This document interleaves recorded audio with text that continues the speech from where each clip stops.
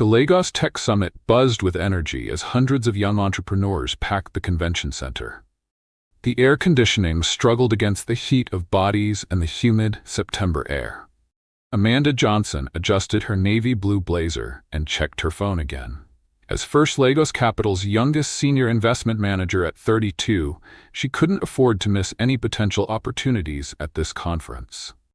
And now, presenting NairaFlow, a revolutionary approach to financial inclusion in Nigeria. The announcer's voice boomed through the speakers. Amanda looked up from her phone, more out of habit than interest. She'd seen dozens of fintech pitches this month alone. But as the presenter stepped onto the stage, something made her sit up straighter. Jude Martins moved with the confidence of someone who belonged there. Yet his smile held a warmth that set him apart from the usual startup founders. He wore a perfectly tailored gray suit, but his purple sock peeking out when he walked added a playful touch that made Amanda smile. "My fellow Nigerians," he began, his voice clear and passionate. "Every day, millions of our people struggle to access basic financial services. Market women in Balogun, taxi drivers in Abuja, farmers in Kano, they all share the same problem. The traditional banks have failed them, but what if we could put a bank in every phone?" As Jude, as he asked to be called, walked the audience through his vision, Amanda found herself leaning forward. His presentation wasn't just numbers and buzzwords. He shared real stories, like Mama Blessing, who lost her savings in a fire because she kept cash under her mattress, and Uncle Emeka, who couldn't get a loan to expand his spare parts business despite 20 years of steady income.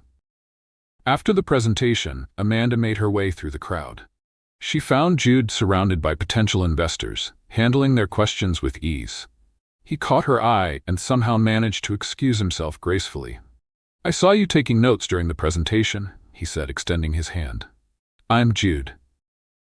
Amanda Johnson, First Lagos Capital. She noticed his firm handshake and direct eye contact.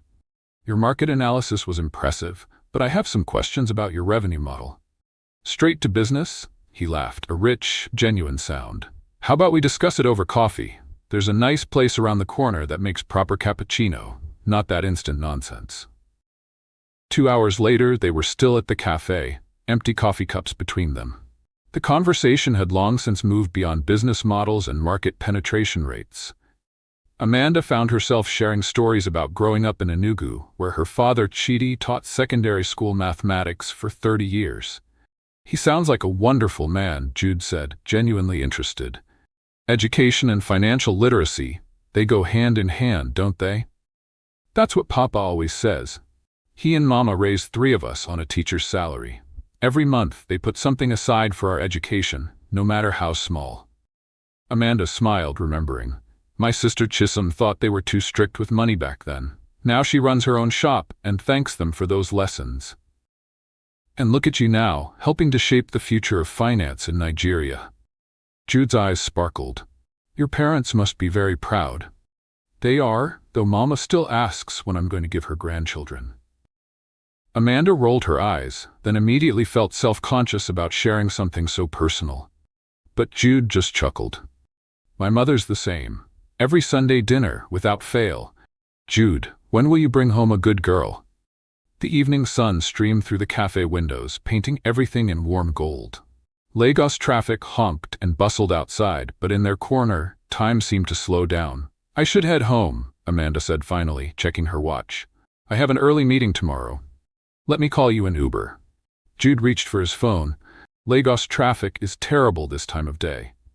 "I drove here," she said, standing up. "Then let me walk you to your car." He insisted on paying the bill, waving away her protest.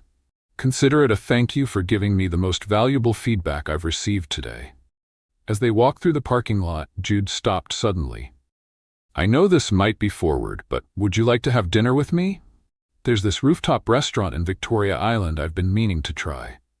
Amanda hesitated. Office relationships were complicated enough.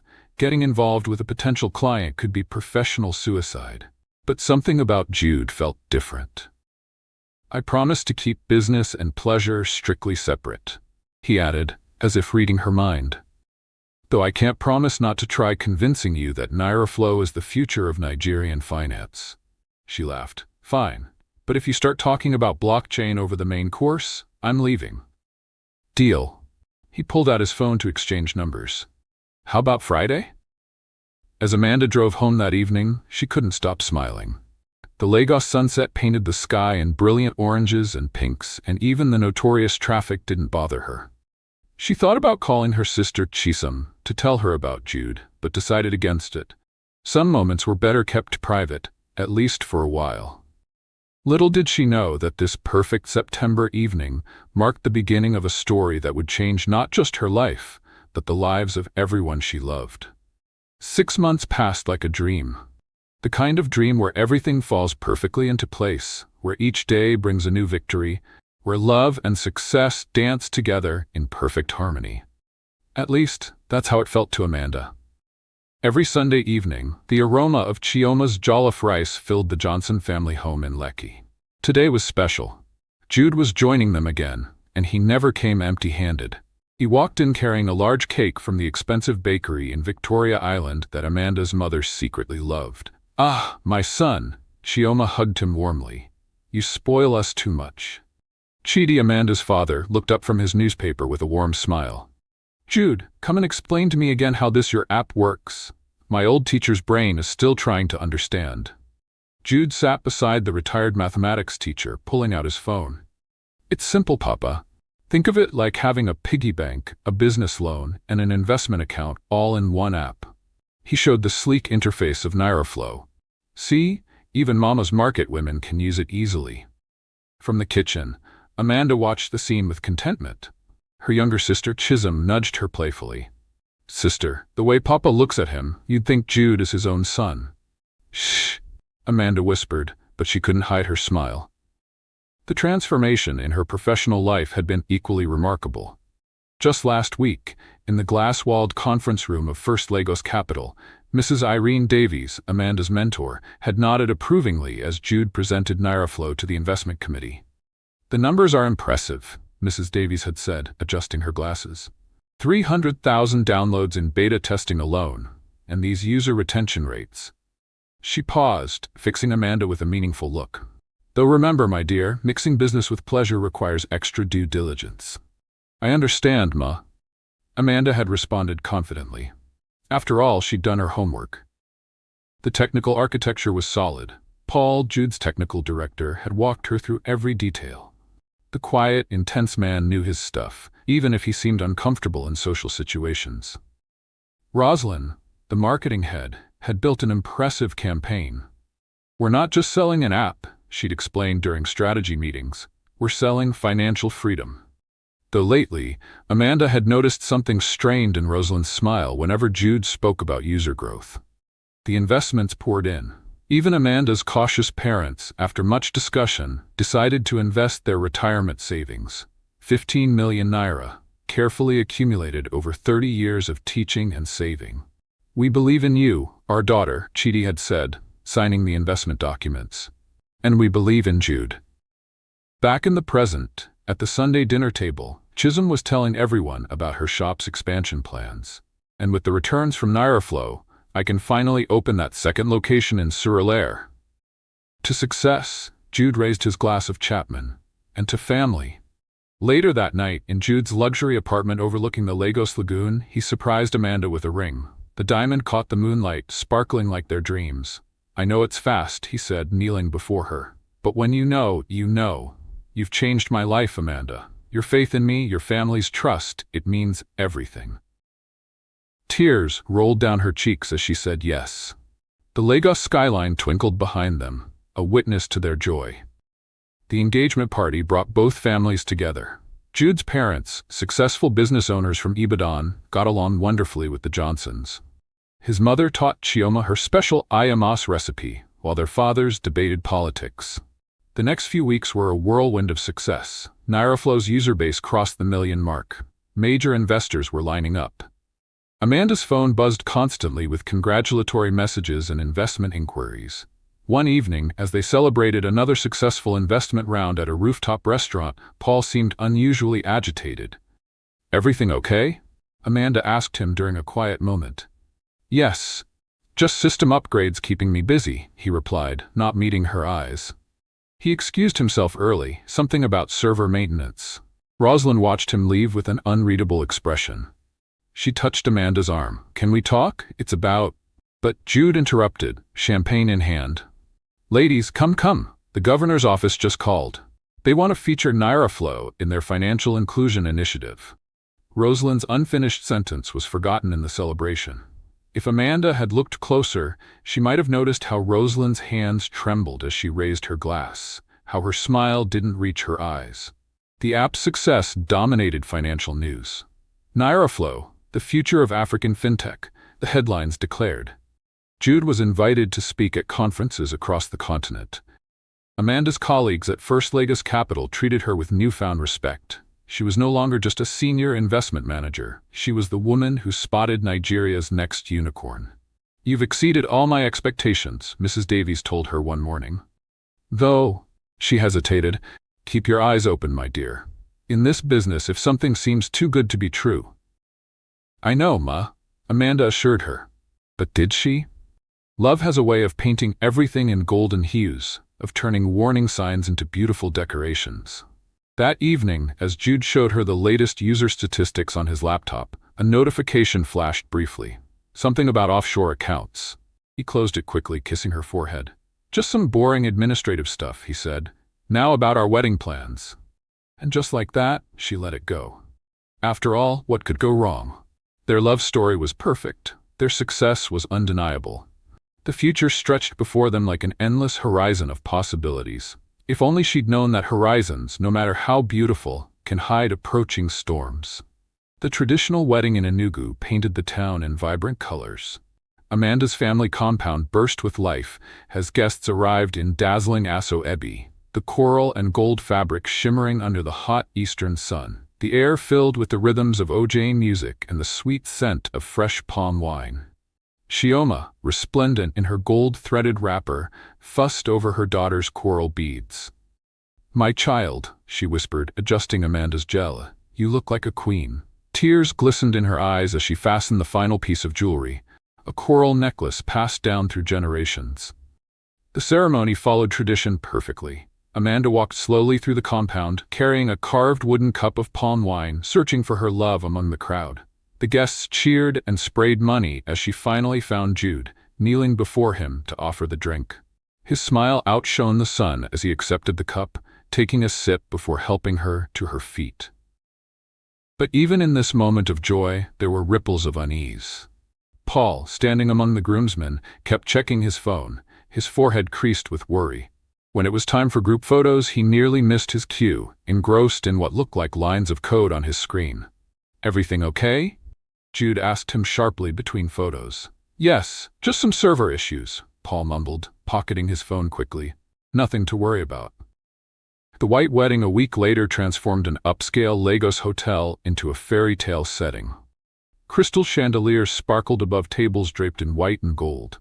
The 8-tier cake stood like a palace of ivory fondant and sugar flowers. No expense had been spared. After all, NairaFlow's success had exceeded everyone's expectations. During the reception, Rosalind, elegant in her bridesmaid's dress, caught Amanda alone near the powder room. Her usual confident demeanor seemed shaken. "Amanda, I need to tell you something," she began, her voice unusually serious. "About the apps." But before she could finish, the MC's voice boomed through the speakers, announcing the couple's first dance. Jude appeared, whisking Amanda away to the dance floor. "What did Rosalind want?" he asked casually as they swayed to Perfect by Ed Sheeran. "I'm not sure," Amanda replied, losing herself in his arms. "It seemed important. Probably just wedding jitters of her own," he laughed, but something flickered in his eyes. "She's been acting strange lately. I might need to review her position after the honeymoon." The celebration continued into the night. Amanda's father gave a touching speech about love and trust, raising a toast to his new son-in-law who had brought such success to their family. The guests cheered, unaware that Jude had stepped away to take yet another mysterious phone call. "The servers are what?" his harsh whisper carried from behind a pillar. No, handle it now. I don't care what you have to do. This can't wait until..." He returned to the party with his charming smile firmly in place, but Amanda noticed a tightness around his eyes that hadn't been there before. Their departure for Dubai was delayed by an hour as Jude insisted on making some urgent business calls. "The price of success, my love," he said apologetically as they finally boarded their first-class flight. "Everyone wants a piece of NairaFlow these days." The honeymoon suite at the Burj Al Arab offered breathtaking views of the Persian Gulf, but Amanda often found herself watching the sunrise alone. Jude spent countless hours on his laptop, the blue light of the screen illuminating his face in the dark. "Just fixing some back-end issues," he would say when she asked. "The user growth is unprecedented. We need to scale up faster than planned." One night, she woke to find him on the balcony, arguing in hushed tones on the phone. "The auditors are asking questions?" "No, stall them. Say the records are being updated." "Yes, I know what I'm doing. Just keep everything moving until—" He noticed her and quickly ended the call. "Sorry, baby. Did I wake you? Come, let's go back to bed." Their last night in Dubai, during a romantic dinner at the underwater restaurant, Jude seemed distracted. His phone buzzed constantly with messages from Paul. "Is everything all right with the app?" Amanda asked, concerned. "Perfect," he answered too quickly. "Better than ever. In fact—" He grabbed her hand across the table, his charm turned up to full power. "I have a surprise for you when we get back. Something that will change everything." Looking into his eyes, surrounded by the ethereal blue of the aquarium walls, Amanda wanted to believe him. Wanted to ignore the knot forming in her stomach, the whispered warnings she'd dismissed, the signs she'd chosen not to see. But as they flew back to Lagos, Jude buried in his laptop once again, she couldn't shake the feeling that their perfect love story was about to take an unexpected turn. Like the clouds outside their airplane window, something dark was gathering on their horizon. If only she knew that the surprise waiting for them in Lagos would indeed change everything, but not in the way she imagined. 3 months into their marriage, the first crack appeared in Amanda's perfect world. It started with a spreadsheet, a simple financial report that refused to add up, no matter how many times she reviewed it. Sitting in her office at First Lagos Capital, she rubbed her tired eyes. The numbers on her screen swam before her. Something wasn't right with NairaFlow's transaction patterns. Money moved in circles like a snake chasing its tail, but she couldn't trace where it actually landed. "Mrs. Martins?" A soft knock interrupted her thoughts. Yemi, a junior analyst, stood nervously at her door, clutching a folder. "I'm sorry to disturb you, but I found something unusual." The young man spread printouts across her desk, his fingers trembling slightly. "See these transactions? They're moving through different accounts, but if you look carefully—" He traced the pattern with his pen. "It's the same money, just recycled to look like new investments." Amanda's heart pounded as she followed Yemi's analysis. The evidence was there, clear as day. How had she missed it? "Thank you, Yemi," she managed to say. "Please don't discuss this with anyone else." That evening, she heard voices from Jude's home office, angry, hushed voices that grew louder as she approached. "We can't keep this up." Paul's usually quiet voice carried through the door. "The system wasn't built for this kind of manipulation. People will notice." "People will notice if you don't keep your voice down," Jude snapped. "Just move the money as I told you. We're too far in to stop now." "But the investors—" "I said handle it." Amanda's hand froze on the doorknob. Before she could turn it, the door flew open. Paul nearly collided with her, his face ashen. He couldn't meet her eyes as he hurried past. "Everything okay?" she asked Jude, trying to keep her voice steady. "Just technical issues," he smiled, but it didn't reach his eyes. "You know how Paul gets about his code." He pulled her close, kissing her forehead. "How about dinner? That new Chinese place in Victoria Island?" She let him change the subject, but that night she couldn't sleep. The numbers from Yemi's report danced behind her closed eyelids. Her professional reputation, her family's investment, everything she'd built, it all rested on NairaFlow's legitimacy. The next day at work, whispers followed her through the corridors of First Lagos Capital. Mrs. Davies called her into her office, concern etched on her face. "My dear," her mentor began gently, "we're getting questions from major investors. They're saying their returns seem irregular." "I'll look into it immediately," Amanda promised, her stomach churning. But looking into it proved impossible. The app's back end was suddenly undergoing maintenance. Calls to Paul went straight to voicemail. Rosalind was out sick. Then came the night that changed everything. A frantic pounding on their front door jolted Amanda awake at 2 a.m. Jude was away on a business trip to Ghana. Through the security camera, she saw Paul, looking disheveled and terrified. "I can't be part of this anymore," he burst out as soon as she opened the door. "The whole thing, it's not what you think. The app, the investments, all of it." "What are you talking about?" "It's a Ponzi scheme, Amanda. All of it. The new investments pay the returns for the old ones. There's no real technology, no revolutionary algorithm, just smoke and mirrors." His words came out in a rush. "I helped build the facade, but the money? Jude's been moving it offshore for months." The room spun. Amanda gripped the door frame for support. "No, that's not possible. Check the offshore accounts. The Cayman Islands, Mauritius." Paul handed her a USB drive with shaking hands. "Everything's here, but you have to act fast. Once the money stops flowing in." His phone buzzed. The color drained from his face as he read the message. "I have to go. They know I'm here. I'm sorry, Amanda. I'm so sorry." She never saw him again. The next morning, the app went offline. Within hours, her phone exploded with panic. Investors couldn't access their money. The office of First Lagos Capital descended into chaos as clients demanded answers. "Where is he?" Mrs. Davies' voice shook with fury.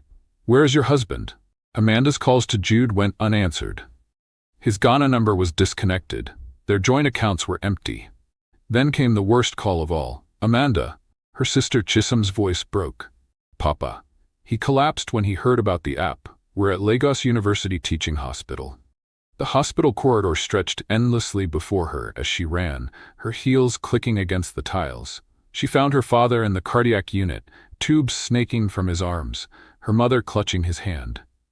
"The doctors say it was a mild heart attack," Chioma whispered, "aged years in a day." When he saw the news about NairaFlow on TV, the news was everywhere. Nigeria's biggest fintech fraud exposed. Billions missing in NairaFlow scandal. Investors lost everything in elaborate Ponzi scheme. Back at their apartment, Amanda finally gathered the courage to plug in Paul's USB drive. Her laptop screen filled with evidence. Fake transaction records, shell companies, offshore accounts. The truth she'd been too blind to see, laid bare in columns of damning data. A note lay on Amanda's bedside table, mocking her with its brevity. "I'm sorry, I never meant to hurt you." 7 words. That's all Jude left behind after stealing billions of naira and destroying countless lives. 7 words to explain why he betrayed her love, her family's trust, and everything they had built together. Amanda sat in Chisholm's tiny shop backroom, away from prying eyes and angry investors. Her sister had closed early, pulling down the shutters against the reporters who had somehow tracked her here. The fan whirred overhead, pushing around the hot, heavy air that seemed to mirror the weight in her chest. "Eat something," Chisholm pleaded, pushing a plate of jollof rice toward her. "You haven't touched food since yesterday." But the mere smell of food made Amanda's stomach lurch. She rushed to the small bathroom, emptying what little was left in her stomach. As she rinsed her mouth, she caught her reflection in the cracked mirror. Dark circles under her eyes, hollow cheeks, and something else. A slight swelling in her lower abdomen that confirmed what she had suspected for weeks. "Sister?" Chisholm's worried voice came through the door. "Should I call the doctor?" "No," Amanda whispered, hand pressed against her belly. "No doctors. Not yet." Her phone buzzed constantly, calls from journalists, angry investors, former colleagues. Mrs. Davies, her once proud mentor, had sent a simple text. "I warned you about mixing business with pleasure. The bank has no choice but to terminate your employment." First Lagos Capital, the institution she had given 8 years of her life to, had already scrubbed her name from their website. Her office was probably being packed up right now. Her awards and certificates thrown into cardboard boxes like yesterday's trash. The news about her father was better, at least. The doctor said he would recover from the heart attack, but the shock of losing his life savings, of discovering his beloved son-in-law was a fraud, had aged him overnight. Her mother had aged too, her usual vibrant energy replaced by a quiet sadness that hurt more than any accusation. "Your father is asking for you," her mother had said on the phone that morning, her voice heavy with unshed tears. "But the police, they say they need to question you first." The police, the Economic and Financial Crimes Commission, the Securities and Exchange Commission. They all wanted answers she didn't have. How could she explain that she, a senior investment manager, hadn't seen the signs? That love had blinded her to the red flags that now seemed so obvious? A sharp knock at the shop's back door made both sisters jump. "Mrs. Martins?" A stern voice called. "This is Inspector James from the EFCC. We need you to come with us for questioning." Chisholm grabbed her hand. "You can't go, not in your condition." But Amanda stood slowly, smoothing down her wrinkled dress. "I have to, Chisholm. Running will only make things worse." The morning sickness chose that moment to hit again, more violently than before. As she retched into the toilet, tears finally broke through her shocked numbness. She was carrying Jude's child, that innocent life created from lies and betrayal. The knocking grew more insistent. "Coming," she called weakly, rinsing her mouth one last time. When she opened the door, camera flashes exploded in her face. Somehow the press had found her. Questions flew like arrows. "Did you know about your husband's scheme? Where's the money, Mrs. Martins? How many lives did you help destroy?" Inspector James, a tall woman with kind eyes that contrasted with her stern expression, pushed through the crowd. "That's enough. This is an official investigation." In the back of the police car, Lagos crawled by in a blur of colors and noise. They passed a newspaper stand where she glimpsed the headlines. 2.5 billion missing in NairaFlow scandal. Thousands of investors ruined. The rise and fall of Nigeria's biggest financial fraud. At the station, the fluorescent lights buzzed overhead as Inspector James set a cup of water before her. "Start from the beginning," she said, recorder blinking red. "Tell us everything." But where was the beginning? The tech conference where they met? Their first date? The moment she introduced him to her family? Or was it earlier? Was there a moment in Jude's life when he decided that love and trust were just tools for his grand deception? Amanda began, but another wave of nausea hit her. The inspector's eyes widened with understanding as Amanda clutched her stomach. "Get her a bucket," she ordered a junior officer, "and call a doctor." Hours later, after the questioning and the doctor's confirmation of her pregnancy, Amanda sat alone in a holding cell. The hard bench pressed against her back, but she barely felt it. Her mind was too full of numbers. 2.5 billion stolen. Thousands of investors defrauded. 15 million naira of her family's savings gone.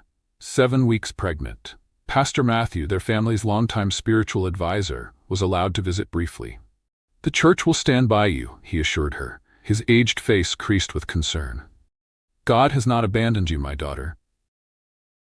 But had God abandoned the thousands of people who trusted Jude? The market women who invested their life savings, the students who gave up their school fees, the pensioners who lost everything? Late that night, as she lay on the narrow cell bed, her hand resting on her still flat stomach, Amanda made a decision.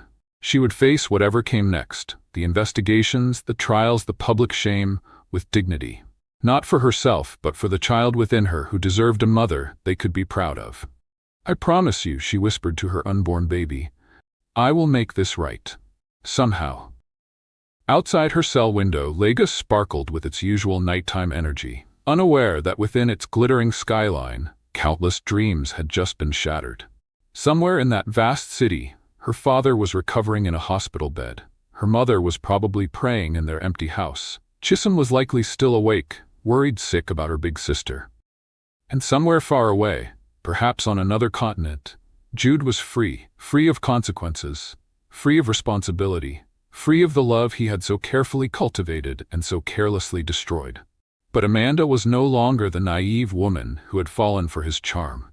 She would rebuild, repay, restore, not because she was guilty, but because she was strong. Because sometimes the greatest tragedy brings forth the greatest strength. As she drifted into an uneasy sleep, her last thought was of the future. Not the glittering one Jude had promised, but the real one she would have to forge from the ashes of his lies. It would be harder, but it would be honest. And maybe, just maybe, that would be enough. I hope you enjoyed the story. If so, please like the video, share it with your family and friends, comment on it, and don't forget to subscribe to the channel and tap on the notification bell for more interesting stories like this one. Goodbye.